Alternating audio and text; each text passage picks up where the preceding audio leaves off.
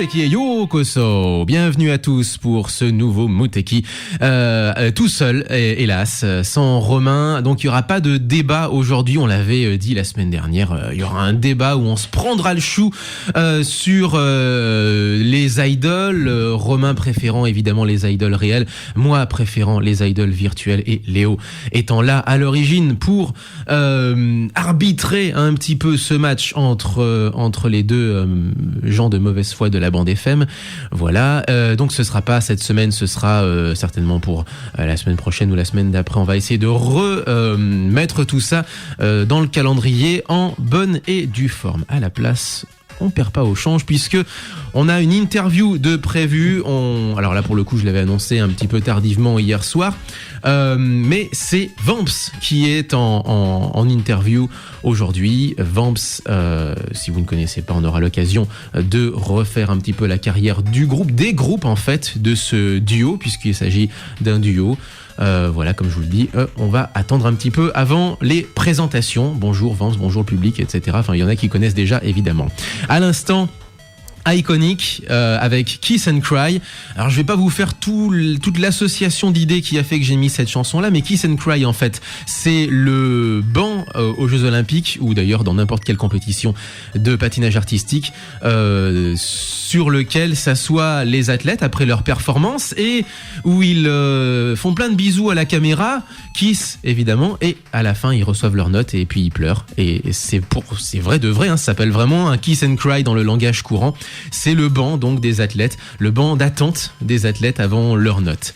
Tout simplement. Alors, ce qu'on écoute en ce moment, c'est le petit remix 8 bits qui a concocté un fou furieux qui a pris le thème de bataille qui est Blinded by Light de Masashi Hamauzu et qui l'a mis en 8 bits avec le synthé. Il y a un logiciel évidemment qui émule le synthé de la Famicom et donc ça donne une musique qui marie donc l'ancien et le nouveau. Voilà, donc ça c'était pour la petite performance Masashi Hamauzu.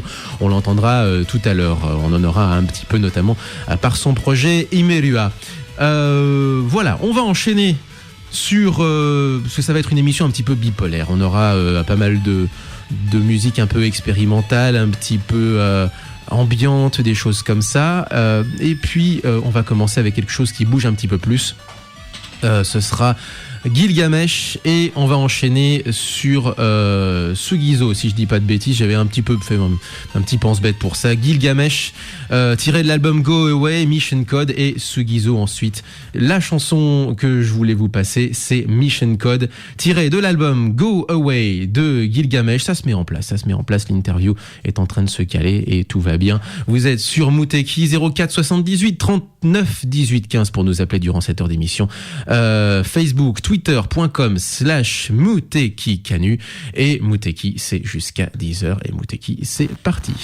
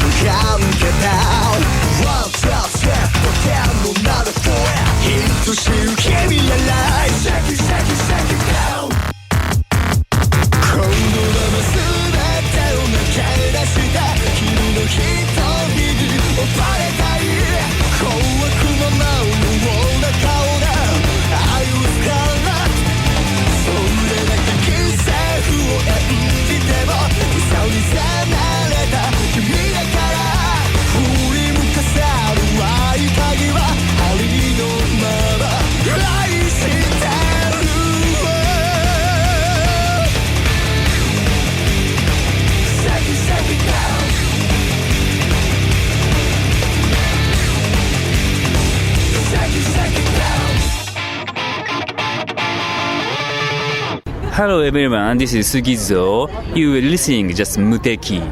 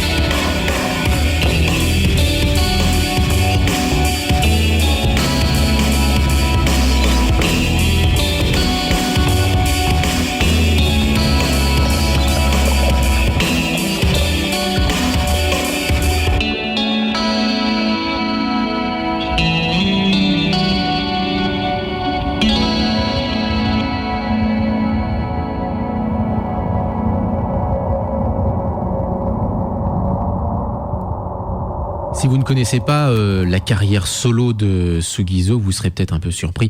Mais il ne fait pas que du rock, et d'ailleurs dans sa carrière solo, il fait très peu de rock. Beaucoup d'électro, pas tout à fait de ce qu'on a entendu. C'est même encore plus ambiante, encore plus même trance parfois, surtout ambiante je pense.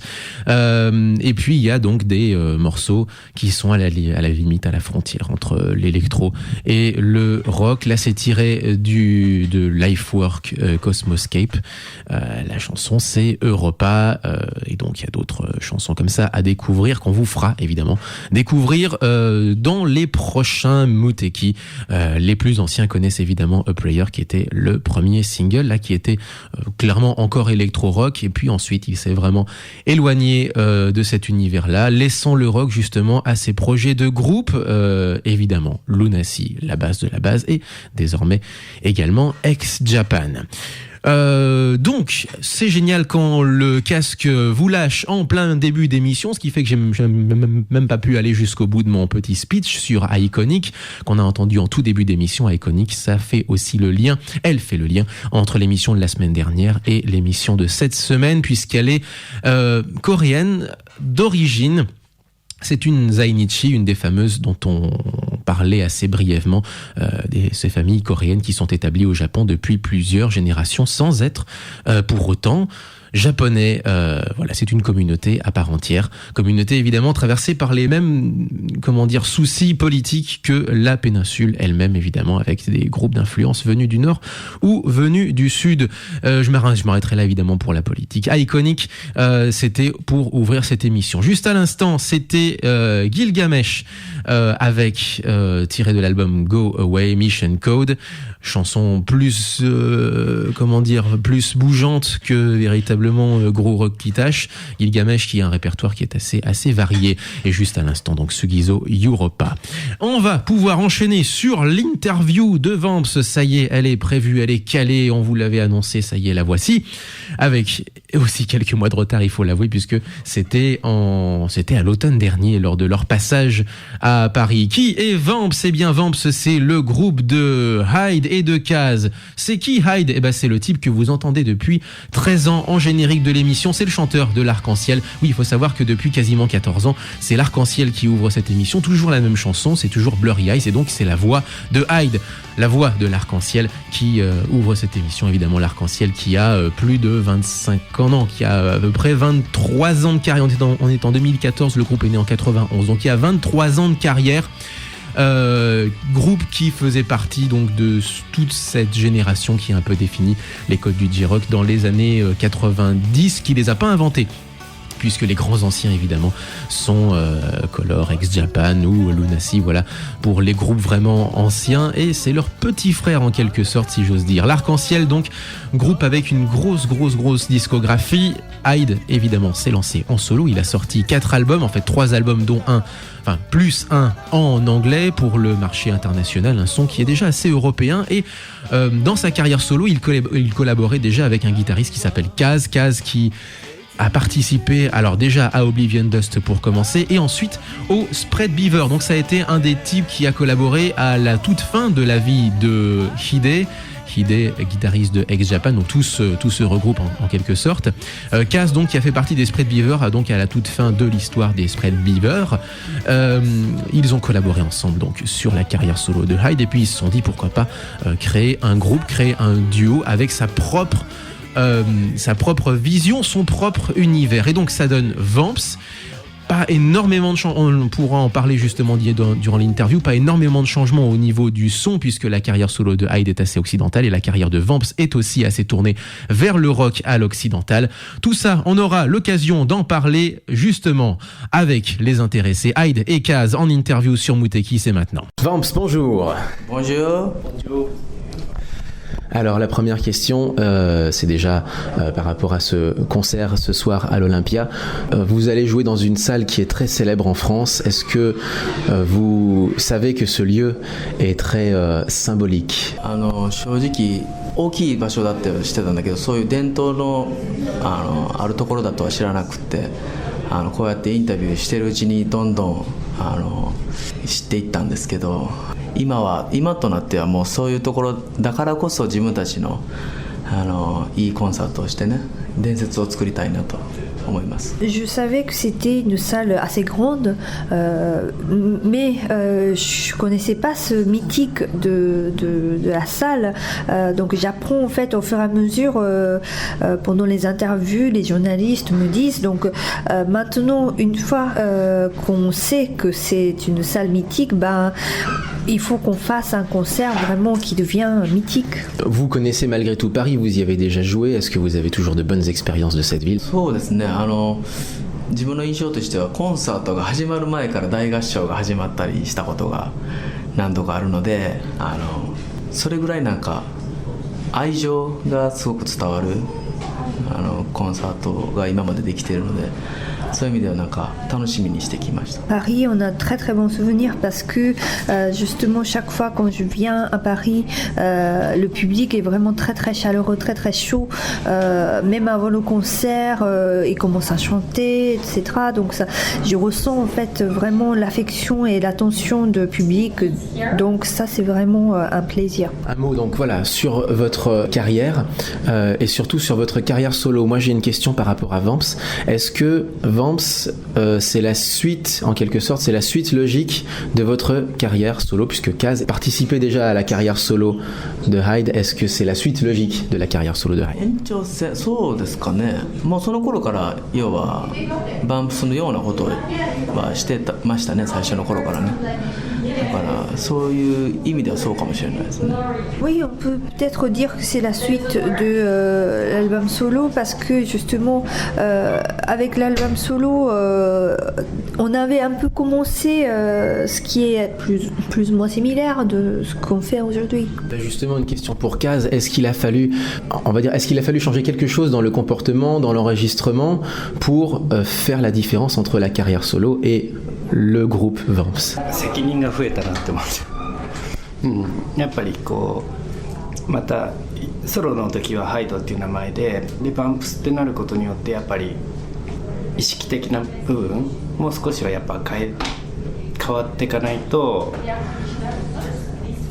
難しいっていうか、責任持たなきゃっていうところですね。 Effectivement, il y a un petit changement en fait au niveau mental parce que moi aussi je suis responsable d'une partie du projet. Donc évidemment, si c'était l'album de Hyde, c'est l'album de Hyde, mais dans mon état d'esprit, je me suis dit en fait il faut que je sois un peu plus responsable. Un peu plus responsable. Alors, j'avais pas prévu, mais ça veut dire quoi être un peu plus responsable? Est-ce qu'il fallait plus participer?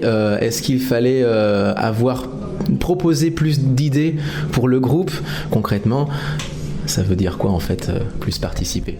作曲の時は2人でもう別々にお互い作ってきて、でそれはあるタイミングで2人でその曲を聴きこうするような感じで、あとまたそれからお互いにその曲をアレンジしてたりとか、そういう感じですね。 Quand on compose des morceaux, on compose séparément, c'est-à-dire chacun amène sa composition et puis à un moment donné on partage en fait le morceau, on écoute ensemble et puis après on fait un arrangement soit séparément soit ensemble.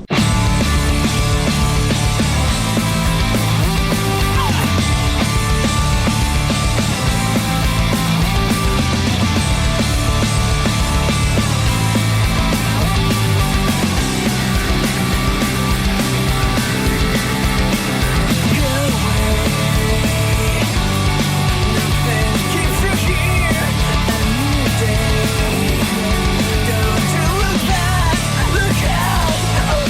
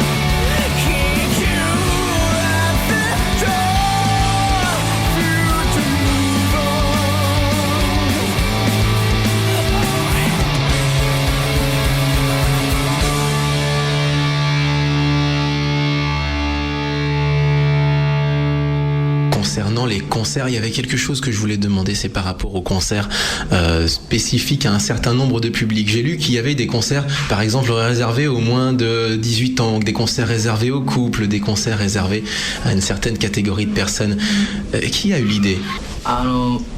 バンプス一つのライブハウスをずっと借りてやったりしているのでファンの子が、毎日楽しく見れるような企画を考えるうちの一つです。On fait ce genre d'idée parce que justement on loue une petite salle de concert pendant longtemps et donc pour qu'on change un peu tous les jours et que les gens peuvent venir en fait dans un différent contexte. Donc c'était ça l'idée. Vous auriez envie de recommencer ou c'était vraiment juste pour un one shot? 多分今後も続くと思います。こっちからもね見てて変化がガラッと変わるんで客層が一気に変わったりするからすごく楽しいですね。変化があってね今後も何か、毎回その長期間ライブハウスを借りてやるっていうのはバンプスのスタイルでもあるから今後もそういうことは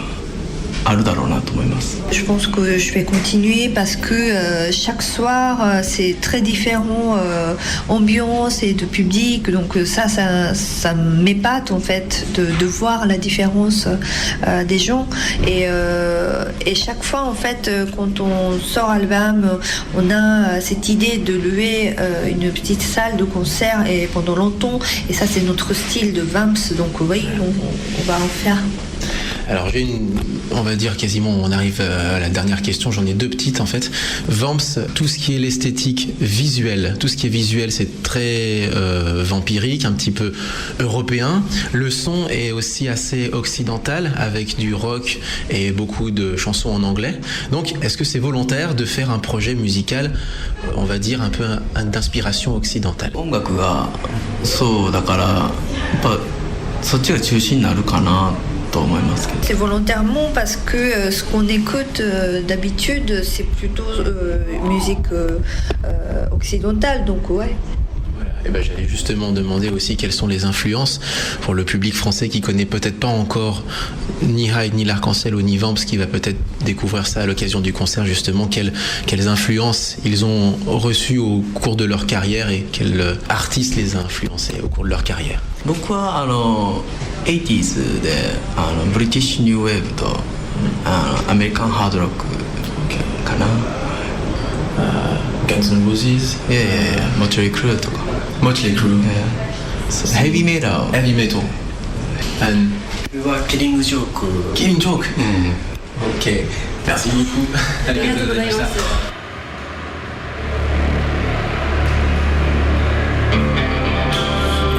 Colorful small affair to the girl with the mousy hair, but her mommy is yelling no, and her daddy has told her to go, but her friend is nowhere to be seen. Now she walks through her sunken dream.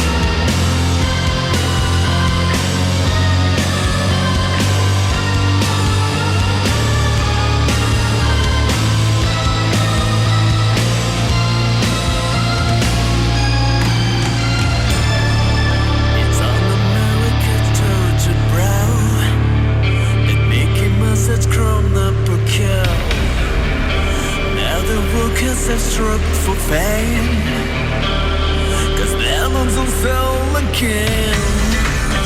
See the mice in the building halls, from a pizza to the now for growth. Who pretend you're result of bounce to my mother, my dog and clowns. About the feeling deciding more, 'cause I wasn't 10 times or more. It's about to be wait again. I'd say ask you to focus on sailors fighting in the dance hall. All around, look at those gay men go. It's the freakiest show. Take a look at the love man beating up the wrong guy. Oh man, wonder if you'll ever know. Even the best-selling show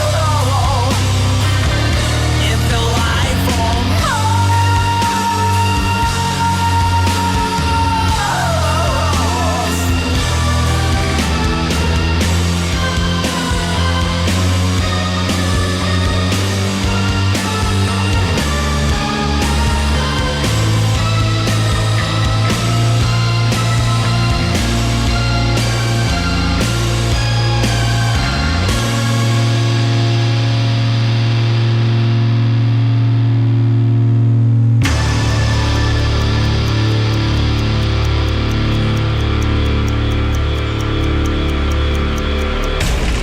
Et si vous cherchez la référence, évidemment, et si vous ne connaissez pas le rock anglais et la base de la base, eh bien, il s'agissait évidemment d'une reprise de Life on Mars de David Bowie par Vamps, justement. Et si vous cherchez vraiment les références musicales, le premier morceau, c'était Get Up, tiré de l'album Beast. Voilà pour l'interview de Vamps sur Muteki.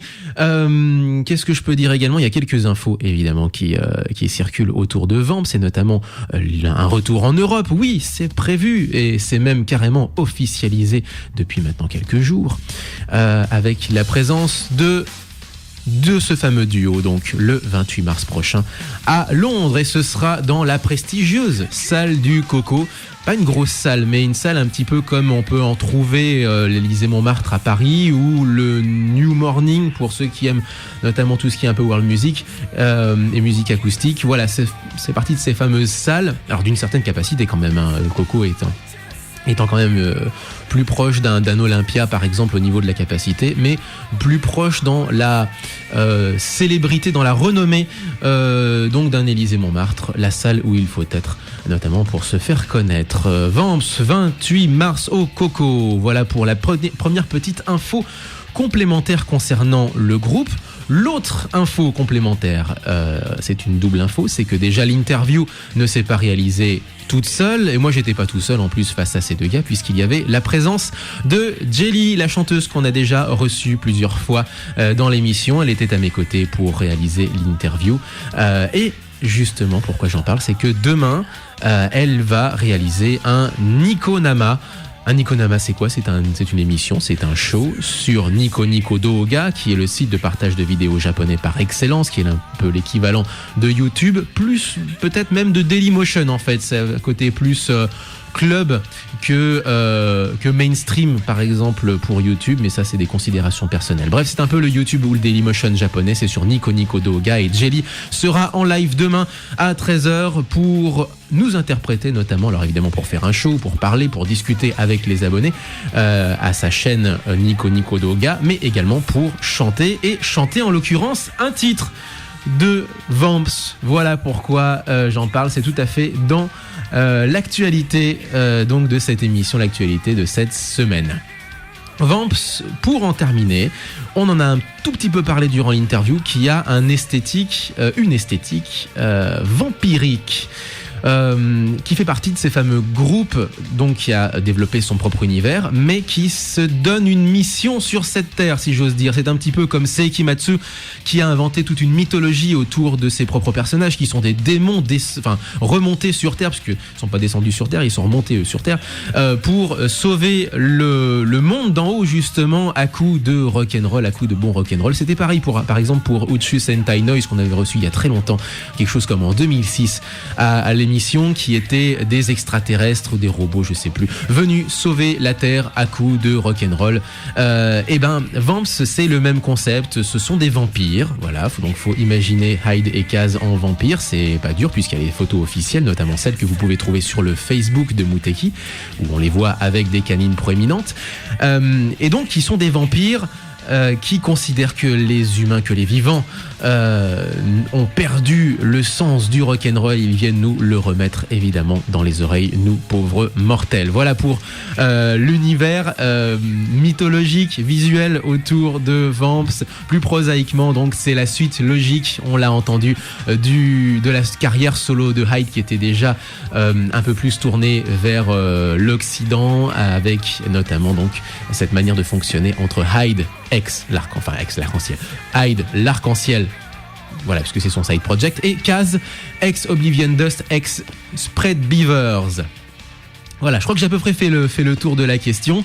Qu'est-ce qu'il me reste à dire ? Qu'on va un peu changer d'univers visuel. Là, ce qu'on entend évidemment, c'est toujours du bon gros rock guitage, c'est toujours tiré d'ailleurs de l'album Beast, que je vous conseille, qui est une bonne porte d'entrée pour le groupe. Il y a aussi l'album Sex, Drugs and Rock'n'Roll, qui est sorti spécifiquement pour nous, justement, qui vient un petit peu compiler tout ce qui avait été fait, puisqu'il y a eu notamment des singles un petit peu qui sont sortis tout seuls en stand-alone, voilà, pour parler un petit peu swag, qui compile, voilà, plusieurs des travaux, qui met ça dans une sorte d'album compile, d'album best-of de ce qui a été fait précédemment. Voilà les deux albums à vous procurer si vous voulez en savoir un petit peu plus sur l'univers musical donc de Hyde et Kaz dans ce groupe qui s'appelle Vamps. On va changer complètement d'univers avec quelque chose de beaucoup plus ambiante. On avait déjà commencé un petit peu avec Sugizo, dont je vous vantais les mérites donc de la carrière solo, qui n'a absolument rien à voir avec sa carrière de rocker. On va parler de Tsutomu Adachi, artiste que personnellement j'ai loupé, puisqu'on n'est pas à Paris, nous à Muteki, donc on peut pas forcément assister à tous les concerts. Il était en concert avant-hier, donc le 12, on est forcément aujourd'hui le 15, c'était avant-hier, voilà, c'était mercredi, il était en concert à Paris. Tsutomu Adachi, c'est un type seul à la guitare, qui pose son univers, qui prend son temps, voilà, un petit peu comme moi qui suis en train d'enlever la musique pour essayer de ralentir un peu mon flow. Un songwriter folk, voilà, pour donner quelques petites indications. Et le reste, évidemment, se passe de commentaires. C'est un univers en soi dans lequel je vous invite à plonger. Et derrière, on enchaînera avec Masashi Hamauzu et son projet Imerua. C'est tout à fait raccord.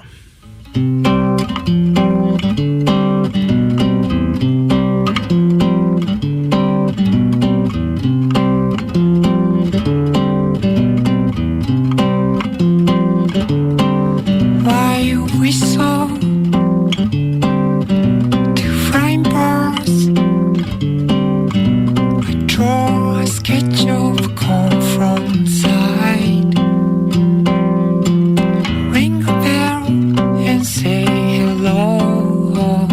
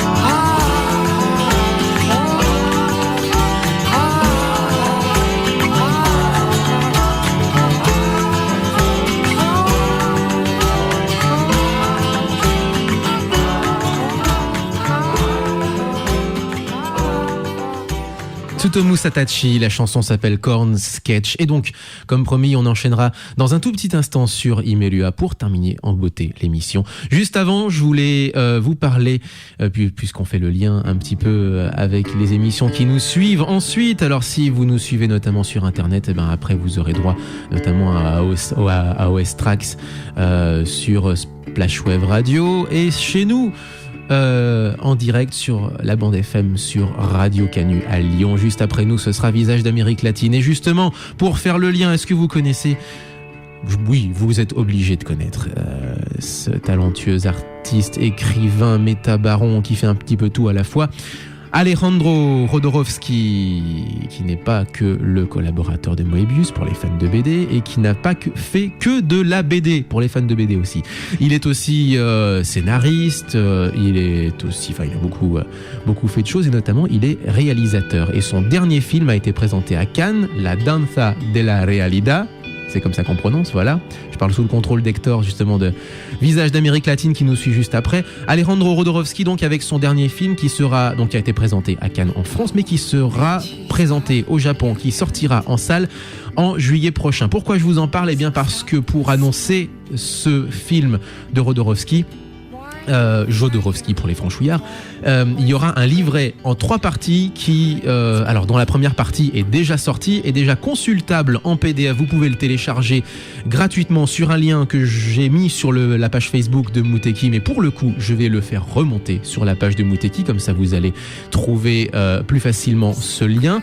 Évidemment, c'est uniquement en japonais, mais c'est un livret qui retrace une partie de la carrière, puisque c'est en 3 parties, mais là, ce sera une partie plus centrée sur la BD, et agrémentée de témoignages de gens de la pop culture, de la scène jeux vidéo, de la scène musicale, dont Jodorowsky a été l'une des influences. Et je parle notamment de Suda Goichi, créateur de jeux, notamment via donc créateur de Grasshopper Manufacture, créateur de jeux évidemment, et également des gens notamment du côté de chez Diren Grey et d'autres groupes japonais, d'autres artistes japonais donc qui ont Alejandro Jodorowsky en influence. C'est à télécharger, c'est à découvrir et c'est à lire si vous pratiquez évidemment le japonais. Voilà, on va terminer avec Imelua.